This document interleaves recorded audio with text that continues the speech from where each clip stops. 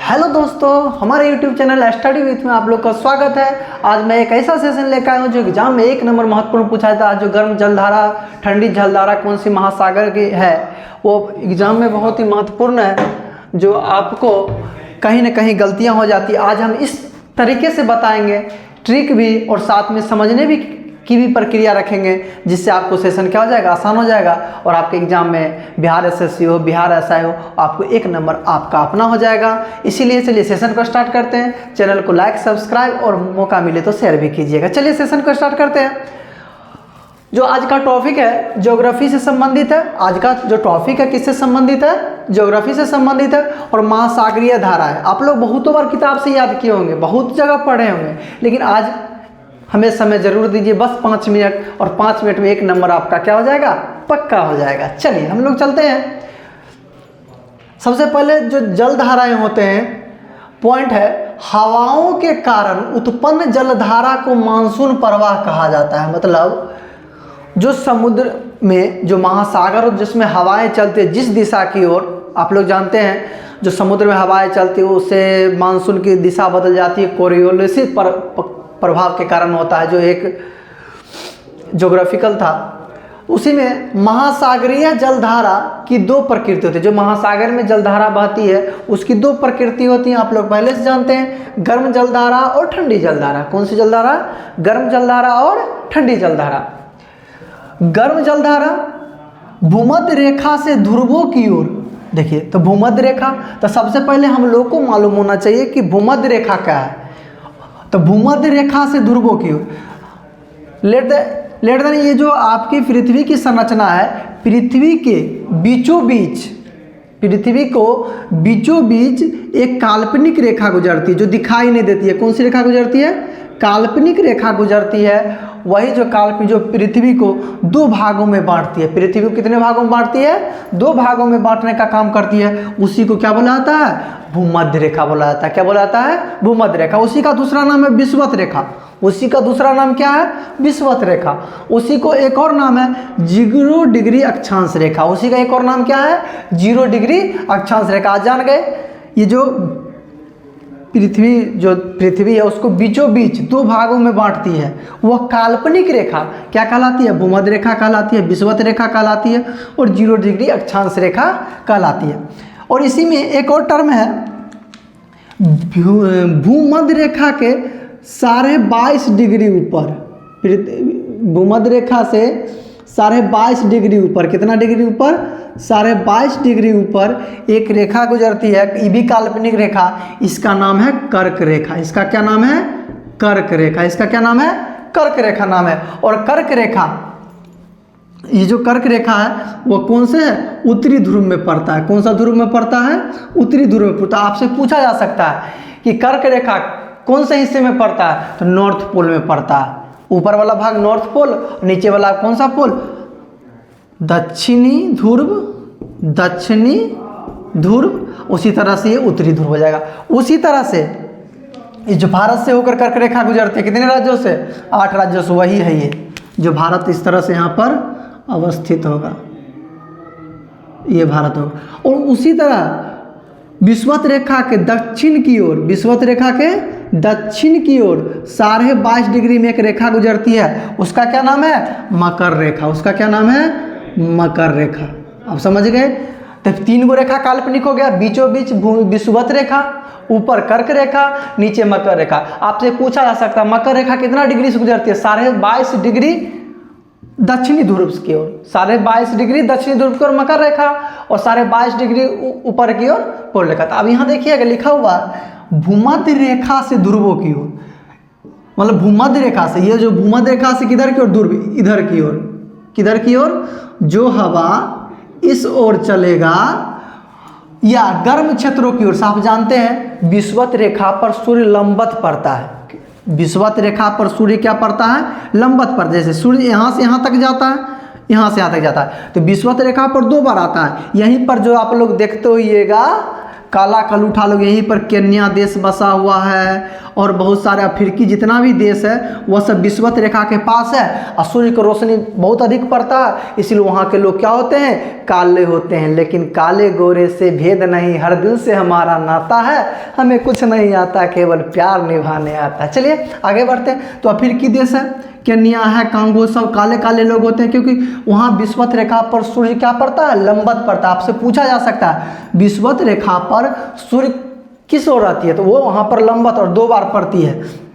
तो और जो भी अफ्रीकी देश है लंबवत, यहाँ पर इसीलिए इस क्षेत्र में गर्मी अधिक होती है। अगर गर्मी अधिक होगी तो इधर से जो जलधारा इधर की ओर जाएगा, अपने साथ गर्मी लेके जाएगा, गर्म लेके जाएगा और धीरे धीरे जो आगे भी जलधारा मिलेगी उसको क्या कर देगी, गर्म कर देगी। लेकिन गर्म क्षेत्रों की ओर चलने वाली जलधारा गर्म जलधारा, और इसको उल्टा क्या हो जाएगा, ठंडी जलधारा, जो अगले क्लास में बताएंगे। जो ठंडी जलधारा है वो धारा क्या होती है, ध्रुव से किधर की ओर चलती है, विषुवत रेखा की ओर। किधर की ओर चलती है, तो देखिएगा आप लोग जानते होगा ध्रुव पर बर्फ जमा रहता है, इधर से इधर की ओर जो भी चलेगा ये धीरे धीरे ठंडा ठंडा ठंडा, तो जिस रास्ते में मिलता है वो ठंडा, यहाँ पर ये, तो मतलब ये आपको ध्यान में रहना चाहिए। तो आप लोग मुख्य रूप से 4 महासागर है, मुख्य रूप से आप लोग जानते हैं 4 महासागर है। कुल कहिएगा तो कहीं पे 5 मिलेगा, कहीं 6 मिलेगा। तो सबसे बड़ी महासागर जो है वह प्रशांत महासागर है। सबसे बड़ी महासागर कौन सी है, प्रशांत महासागर है। सबसे बड़ी महासागर कौन सी है, प्रशांत महासागर है। सबसे बड़ी महासागर कौन सी है, प्रशांत महासागर है। तो प्रशांत महासागर की आज हम केवल गर्म जलधारा की बात करेंगे और नेक्स्ट जब वीडियो बनाएंगे तो ठंडी जलधारा की बात करेंगे। तो प्रशांत महासागर की जो प्रमुख धाराएं हैं, एल नीनो, ए, अल्लाह, सुसीम, क्योरो।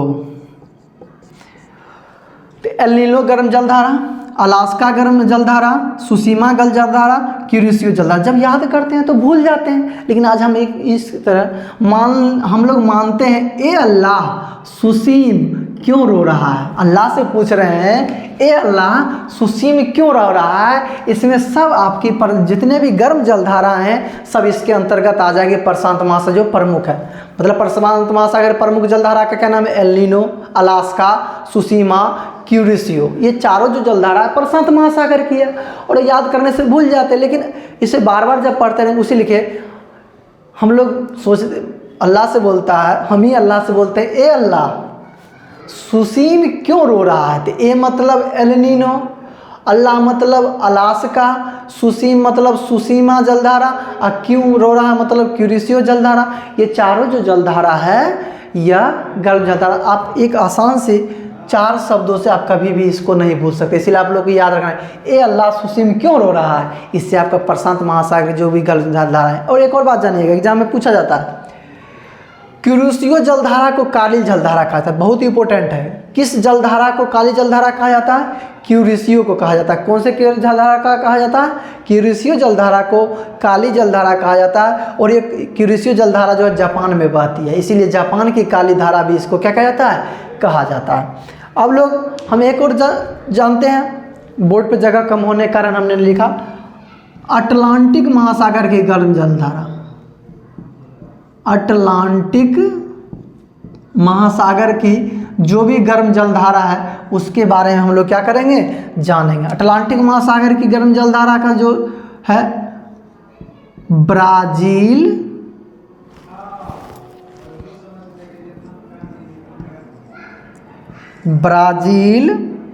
फ्लोइंग, बस इतना याद रखिए, इसी में हो जाए ब्राजील फ्लोइंग, बस यही शब्द है, यही ट्रिक है। अटलांटिक महासागर के लिए क्या है, ब्राजील फ्लोइंग। तो ब्राजील मतलब हो गया, यहाँ पर जगह कम है,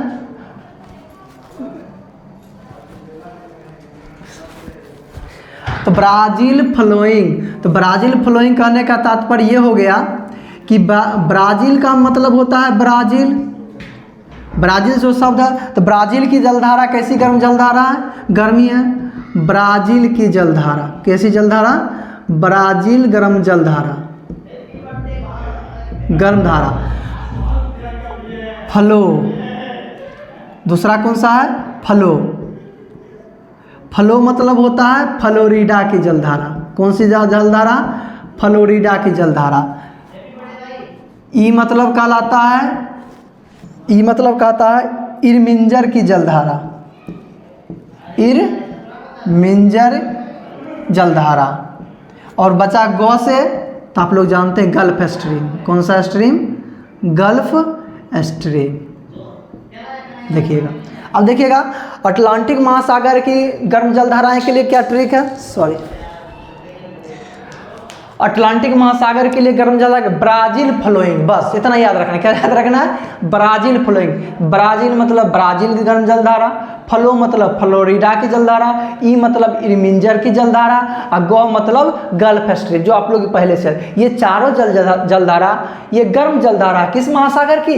अटलांटिक महासागर की। और गल्फ स्ट्रीम को क्या कहा जाता है? और दूसरा नाम आप लोग जानते होइएगा, इसको यूरोप का गर्म कंबल भी कहा जाता है। इसे क्या कहा जाता है?